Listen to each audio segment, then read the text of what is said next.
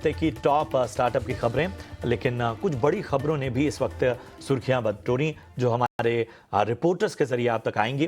त्योहारी सीजन से ठीक पहले सरकार ने ई कॉमर्स कंपनियों को घेरा है। सरकार ने सवाल उठाया है कि क्या 60 से 70% जैसी ये जो भारी छूट भ्रामक विज्ञापन दिए जाते हैं, क्या ये अनुचित कारोबार नहीं है? पूरी डिटेल्स क्या है, समीर दीक्षित दे रहे हैं। ई कॉमर्स प्लेटफॉर्म पर भारी भरकम डिस्काउंट या लुभावनी ऑफर्स पर सरकार ने संज्ञान लिया है। सूत्रों की माने तो उपभोक्ता मंत्रालय ने हाल ही में तमाम ई कॉमर्स एंटिटीज के जो प्रतिनिधि हैं उनके साथ में बैठक करी है और ये जो डीप डिस्काउंटिंग, जो हैवी डिस्काउंट ऑफर किए जाते हैं विशेषकर त्योहारी सीजन में, उस पर संज्ञान लेते हुए उनसे पूछा है कि क्यों ना आखिर इस तरीके के जो डीप डिस्काउंट हैं इनको अनफेयर ट्रेड प्रैक्टिस के दायरे में लाया जाए। दरअसल सरकार का यह भी मानना है कि इस तरीके की जो डीप डिस्काउंटिंग है, 60%, 70% का जो डिस्काउंट ऑफर करते हैं, इससे ग्राहक भ्रमित होता है। दूसरी बात यह है कि जो ऑफलाइन जो प्लेयर्स हैं, जो ऑफलाइन ट्रेड करते हैं, उनके सेंटिमेंट को, उनके बिजनेस पर भी इसका विपरीत प्रभाव पड़ता है। इस तमाम बातों को संज्ञान में लेते हुए सरकार ने ई कॉमर्स प्लेयर के साथ में एक अहम बैठक करी है और ये जो डीप डिस्काउंटिंग है, इस मसले पे दो अहम सवाल पूछे हैं कि सबसे पहला ये कि अगर स्कोप होता ही है 60% या 70% डिस्काउंट करने का, तो एमआरपी जो कोट की जाती है वो रैशनलाइज्ड क्यों नहीं होनी चाहिए। दूसरी बात यह है कि जब आप इस तरीके से ग्राहक को मिसलीड करते हैं कि कोई भी प्रोडक्ट वो 70% डिस्काउंट में मिल सकता है, तो ये क्यों ना मिसलीडिंग या अनफेयर ट्रेड प्रैक्टिस के दायरे में आना चाहिए। तो इन अहम मसलों को लेकर के सरकार ने संज्ञान लिया, अहम बैठक बुलाई और अब ई कॉमर्स प्लेयर से उनका जवाब मांगा गया है। माना यह जा रहा है कि अगर जवाब संतोषजनक नहीं रहता है तो उपभोक्ता मंत्रालय इस मामले पर, डीप डिस्काउंटिंग के मसले पर कोई विशेष गाइडलाइन जारी कर सकता है ताकि कंज्यूमर का इंटरेस्ट और बिजनेस सेंटिमेंट को, ऑफलाइन बिजनेस सेंटिमेंट को बरकरार रखा जा सके। शुक्रिया करेंगे समीर आपका इस अहम जानकारी के लिए। इधर गूगल की एडटेक नीतियों पर अब बड़ी जांच होगी। सीसीआई ने गूगल के खिलाफ एक डिटेल्ड जांच के आदेश दिए हैं। एडीआईएफ की शिकायत के बाद ये पूरा मामला सामने आया। आखिर ये पूरी खबर है क्या? हमारी सहयोगी निवेदना से इसके बारे में जानकारी लेते हैं। जी निवेदना। Competition commission of India CCI ने गूगल के कंडक्ट पर ऑनलाइन डिस्प्ले एडवर्टाइजिंग मार्केट में डिटेल प्रोब का आदेश दिया है। ये आदेश alliance of digital India foundation की कंप्लेंट के बाद आया है। एडीआईएफ का आरोप है कि गूगल ने एडटेक इकोसिस्टम में अपनी डोमिनेंस को इस्तेमाल करके सेल्फ प्रेफरेंसिंग किया, अपने सर्विसेज को बढ़ावा दिया, डीएफपी को एडएक्स के साथ बंडल किया और यूट्यूब एंड इन्वेंट्री को DV360 से लिंक किया। ये कंप्लेंट पहले से चल रही है। सिमिलर एलिगेशंस वाली इन्वेस्टिगेशंस के साथ क्लब कर दी गई है। गूगल ने ईटी नाउ को एक दिए स्टेटमेंट में कहा कि वो ऑर्डर्स को रिव्यू कर रहे हैं और वो सीसीआई के डिसीजन को वेलकम करते हैं जहां तक dismissal of one part of the complaint की बात करें, और वो कॉन्फिडेंट है कि जो ऑनगोइंग वर्क है सीसीआई के साथ ये साबित करेगा कि गूगल की एडवर्टाइजिंग प्रैक्टिसेस हमेशा एडवर्टाइजर्स, पब्लिशर्स और यूजर्स के लिए फायदेमंद रही है और पूरी तरह कंपटीशन लॉ के कंप्लायंट है। अब कंसोलिडेटेड प्रोब जो है सीसीआई के डायरेक्टर जनरल द्वारा कंडक्ट किया जाएगा और इन्वेस्टिगेशन कंप्लीट होने के बाद रिपोर्ट सबमिट किया जाएगा। शुक्रिया करेंगे निवेदना आपका इस अहम जानकारी के लिए। चलिए, और यहाँ पर हमें एक छोटे से ब्रेक के लिए रुकना होगा। ब्रेक के उस पार जब लौटेंगे तो हमारे साथ खास मेहमान जुड़ेंगे और उनसे भी चर्चा को आगे बढ़ाएंगे। बने रहिए आप ईटी नाउ स्वदेश के साथ।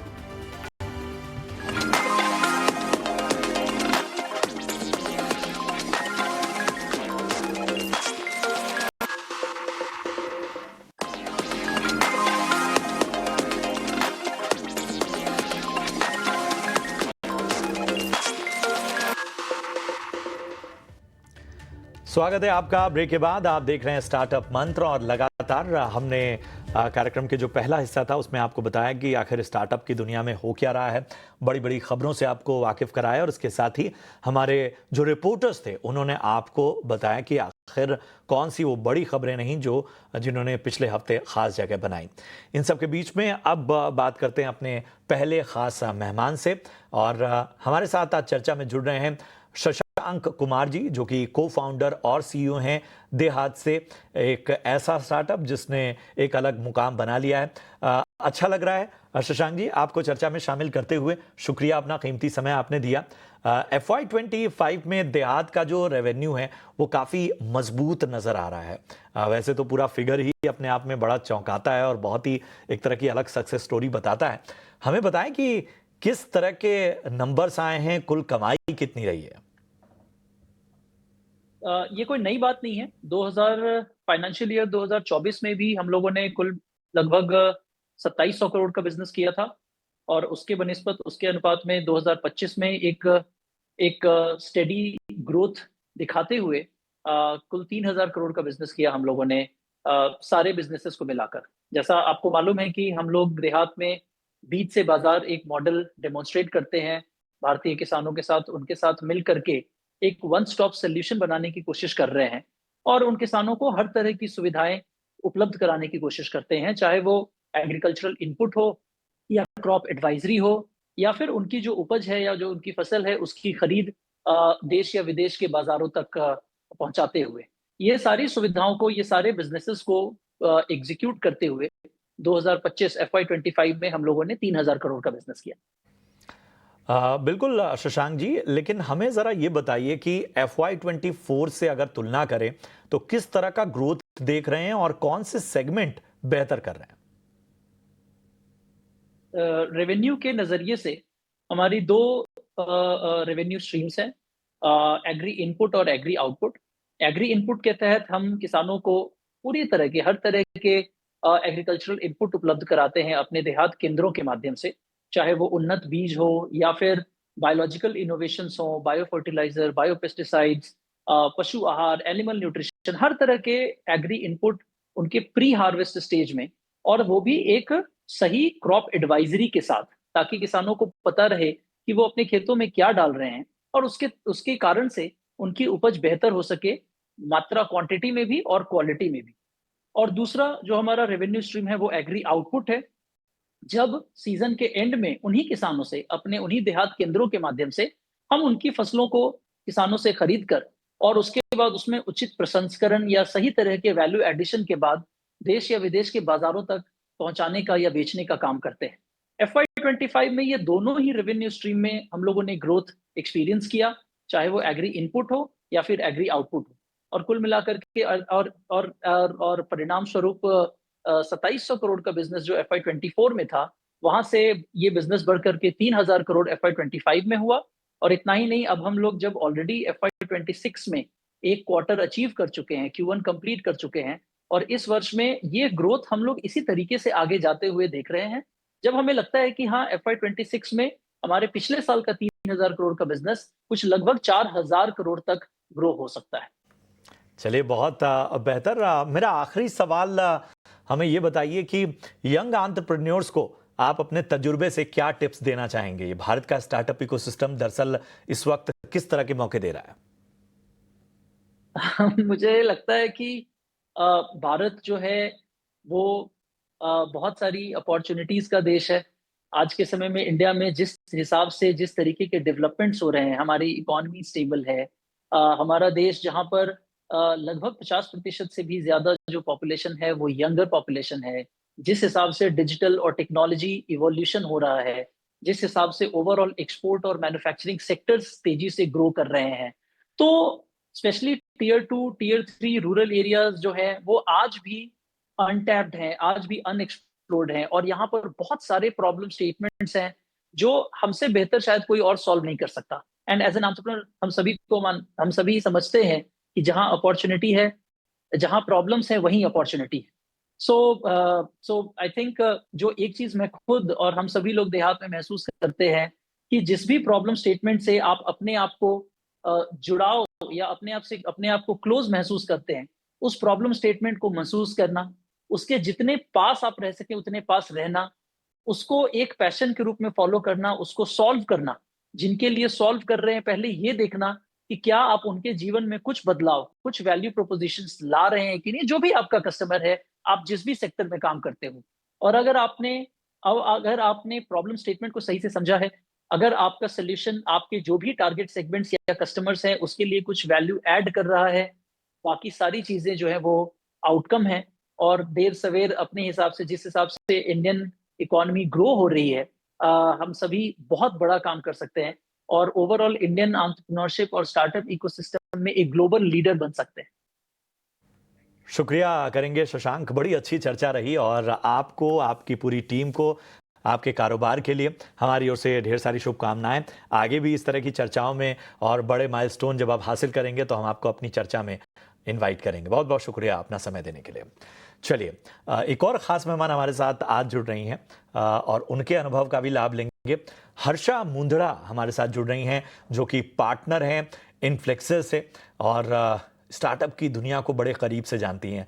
हर्षा जी, शुक्रिया अपना कीमती समय देने के लिए। और बिना किसी देरी के भारत के स्टार्टअप इकोसिस्टम को अगर हम 2025 में अब तक मापें तो आपका टेक क्या है, कैसे देख रही हैं? नमस्ते प्रशांत जी, थैंक यू मुझे यहाँ बुलाने के लिए और मुझसे बात करने के लिए। सबसे पहले तो आप सबका धन्यवाद उस चीज के लिए। In terms of growth story देखे स्टार्टअप की, तो पिछले 6 महीने में हमने काफी रिबाउंड देखा है। 2023-24 में जो फंडिंग विंटर की बात हो रही थी, जहां पे फंडिंग में थोड़ा कमी आई थी, वहां पे आज रिकवरी हुई है। पिछले 6 महीने में जनवरी से जून 2025 में अप्रोक्सीमेटली $6.5 बिलियन की फंडिंग हुई है स्टार्टअप इकोसिस्टम में। इस चीज की एक भारत एज अ देश में भी स्टार्टअप की नंबर संख्या की भी बढ़ोतरी हुई है। आज की तारीख में करीब करीब 1.5 लाख से ज्यादा स्टार्टअप्स है हमारे पास। आज हम थर्ड लार्जेस्ट इकोसिस्टम है, स्टार्टअप इकोसिस्टम है। इजराइल और जर्मनी जैसे देशों से ज्यादा स्टार्टअप्स हमारे पास है, ज्यादा टेक्नोलॉजी स्टार्टअप्स हमारे पास है। तीसरी चीज देखे इकोसिस्टम में, तो हम देख रहे हैं कि जो टियर 1 है, मुंबई, बैंगलोर और दिल्ली, जो टिपिकली ट्रेडिशनल स्टार्टअप सेंटर्स हुआ करते थे, आज वो सेंटर्स बढ़ रहे हैं। सो अब सिर्फ मुंबई, बैंगलोर, दिल्ली नहीं है, पूना और हैदराबाद जैसी जगह पे काफी सारे डीप टेक इनोवेशंस डेवलप हो रहे हैं। वहां से काफी सारे डीप टेक स्टार्टअप्स आ रहे हैं। टियर 2 और टियर 3 सिटीज जैसे कि जयपुर है, इंदौर है, टियर 2 सिटीज है, वहां से आपको काफी सारे कंज्यूमर ब्रांड्स के स्टार्टअप्स आ रहे हैं। तो ओवरऑल एक काफी ग्रोथ ओरिएंटेड ग्रुप रहा है, जहां पे पूरा इंक्लूजन हो रहा है एज अ कंट्री। पूरा देश में से हम इस इकोसिस्टम में बढ़ रहे हैं। जी, बहुत बेहतर। हमें ये बताइए कि रुझान कहाँ दिख रहा है, मतलब कौन से ऐसे सेक्टर्स हैं जो इस बदलती दुनिया में वीसीज और फंडिंग करने वाले इन्वेस्टर्स को आकर्षित कर रहे हैं? आज की दुनिया में, आज की तारीख में, I think as VC funds हम लोग भारत में कुछ स्पेसिफिक सेक्टर्स हैं जहां पे ज्यादा फोकस कर रहे हैं, जैसे कि डीप टेक सेक्टर हो गया। डीप टेक में भी जैसे स्पेस टेक्नोलॉजी सेक्टर्स हो गए, सेमीकंडक्टर मैन्युफैक्चरिंग सेक्टर्स हो गए, इस तरह के सेक्टर्स में हम ज्यादा एक्टिविटी देख रहे हैं। स्पेस टेक्नोलॉजी में इसरो काफी सारे कंपनीज को सपोर्ट कर रहा है। इनफैक्ट हमारा एक पोर्टफोलियो कंपनी है बेलाट्रिक्स, जो कि आज की तारीख में सप्लाई कर रहा है जापान और फ्रांस जैसे देशों को the space material, space equipment. तो काफी ग्रोथ उन सेक्टर्स में हमको दिख रही है। सेमीकंडक्टर स्पेस एक ऐसा स्पेस है जहां पे गवर्नमेंट ने काफी सारे पॉलिसीज लाए हैं ताकि काफी मैन्युफैक्चरिंग बढ़े इंडिया में। इंडिया का रिलायंस ऑन एक्सपोर्ट इंपोर्ट्स कम हो जाए, वो काइंड ऑफ सेक्टर्स बढ़ रहे हैं। उसके अलावा हेल्थ टेक्नोलॉजी एक सेक्टर है जहां पे हम देख रहे हैं कि इंडिया में एक्टिविटी काफी बढ़ रही है। हेल्थ टेक्नोलॉजी में भी डिवाइसेस है, मेडिकल डिवाइसेस है, जहां पे ज्यादा काम चल रहा है। क्लाइमेट टेक्नोलॉजी, सस्टेनेबल एनर्जी है, उन चीजों में भी सेक्टर्स में काफी सारी फंडिंग हो रही है, जहां पे सिर्फ एक सर्कुलर इकोनॉमी, वेस्ट रिसाइकलिंग, इसके अलावा डीप साइंसेस भी यूज हो रहे हैं, जैसे ग्रीन हाइड्रोजन है, अल्टरनेटिव मटेरियल्स है, टू सॉल्व क्लाइमेट प्रॉब्लम्स। उसमें काफी इन्वेस्टमेंट हो रहा है। इन सब के अलावा एआई एक सेक्टर है, AI as a use case across sectors काफी बढ़ गया है, और उसमें वर्टिकल फोकस काफी इन्वेस्टमेंट्स हो रहे हैं। जैसे आप एक स्पेसिफिक सेक्टर के अंदर एआई का यूज केस है, फिनटेक के अंदर एआई का यूज केस है, या ई कॉमर्स के अंदर एआई का यूज केस है, इन तरह के सेक्टर्स में काफी सारी इन्वेस्टमेंट हो रही है। चलिए, एक आखिरी सवाल के साथ मैं आपके पास आऊँगा। सब कुछ तो अच्छी अच्छी पिक्चर है, लेकिन कोर चैलेंजेस क्या देख रही हैं? थोड़ा क्रिटिकल होके भी देख लें ज़रा। सो कोर चैलेंजेस में ऐसा है कि कुछ चीजें हैं। एक तो 2021-22 में वैल्यूएशंस बहुत ज्यादा थे, तो आज की तारीख में वैल्यूएशन करेक्शन काफी हो रहा है। काफी सारे स्टार्टअप्स ने बहुत ज्यादा हाई वैल्यूएशंस पे फंडिंग रेज की थी 2022-23 में, तो अभी उनका वैल्यूएशन या तो बहुत सारे लोगों ने बूटस्ट्रैप किया है, या फिर सब्सिक्वेंट राउंड्स में काफी डिले हुआ है, या एट अ रीजनेबल वैल्यूएशन हुआ है। उसके अलावा प्रॉफिटेबिलिटी पे फोकस बढ़ गया है। कंपनीज आज यूनिट इकोनॉमिक्स और प्रॉफिटेबिलिटी को प्राइमरी फोकस कर रही है, instead of focusing purely on growth. जो पहले सिर्फ ग्रोथ नंबर्स को, टॉप लाइन नंबर्स को चेस कर रहे थे, वो अब बॉटम लाइन के ऊपर फोकस बढ़ गया है। तीसरा चैलेंज हम देख रहे हैं कि टैलेंट रिटेंशन एक चैलेंज बढ़ रहा है।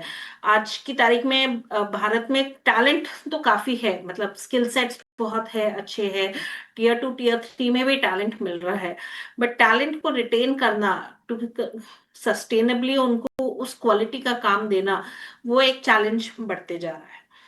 इसके अलावा एज अ इन्वेस्टर हम लोग दो सेक्टर देख रहे हैं मेजरली, दो चैलेंजेस फेस करते हैं। एक तो है रेगुलेटरी चैलेंजेस, जहां पे अभी भी कुछ सेक्टर्स है, जैसे कि फिनटेक है, या कुछ चीजें हैं जहां पे रेगुलेटरी क्लैरिफिकेशंस नहीं आए हैं, या बहुत कुछ रेगुलेटरी प्रोसीजर्स है, जैसे हेल्थ टेक में रेगुलेटरी प्रोसीजर्स बहुत लॉन्ग होते हैं, तो वो एक चैलेंज हो जाता है एज इन्वेस्टर की। उन सेक्टर्स में जब हम इन्वेस्ट करते हैं तो वो एक चैलेंज आता है। दूसरा मेजर चैलेंज एज इन्वेस्टर हमको आता है एग्जिट्स में। एग्जिट्स उतनी अपॉर्चुनिटीज अभी भारत में आई नहीं है। एग्जिट्स हो रही है, फ्यू आईपीओस, कुछ आईपीओस आ रहे हैं, बट ये आईपीओस भी आने में टाइम लगता है, 12-15 साल के बाद कंपनी आईपीओ होती है। और एज फंड हमारी लाइफ छोटी होती है, तो हमको एग्जिट के अपॉर्चुनिटीज ज्यादा चाहिए। एमएनए एक्टिविटी बढ़ रही है, बट उसमें भी we are looking for more opportunities, जहाँ पे बाहर बाहर से एक्टिविटी ज्यादा है, क्रॉस बॉर्डर एमएनए ज्यादा है, जहाँ पे वो लोग हमारे टेक्नोलॉजी प्रोडक्ट्स को एक्वायर करना चाहते हैं। इसके अलावा एग्जिट में एक नई, एज इन्वेस्टर्स हमने देखा है कि सेकेंडरी एग्जिट्स बढ़ रहे हैं। इनफैक्ट हम लोगों ने भी खुद ने एक सेकेंडरी एग्जिट किया है, जहां पे हमने अपना पूरा पोर्टफोलियो एक नए फंड को बेचा है। That has come up as a new opportunity of exits for the investors. Harsha ji, बहुत बहुत शुक्रिया। आपने अपना कीमती समय दिया और अमेजिंग इंसाइट्स मैं कहूँगा, और बहुत बहुत धन्यवाद आपका। और इस तरह की चर्चाओं में आगे भी हम आपका समय लेते रहेंगे। चलिए, तो ये था आज का स्टार्टअप मंत्र। उम्मीद करते हैं तमाम जानकारियाँ आपको बेहतर तरीके से पसंद आई हों। कोई सुझाव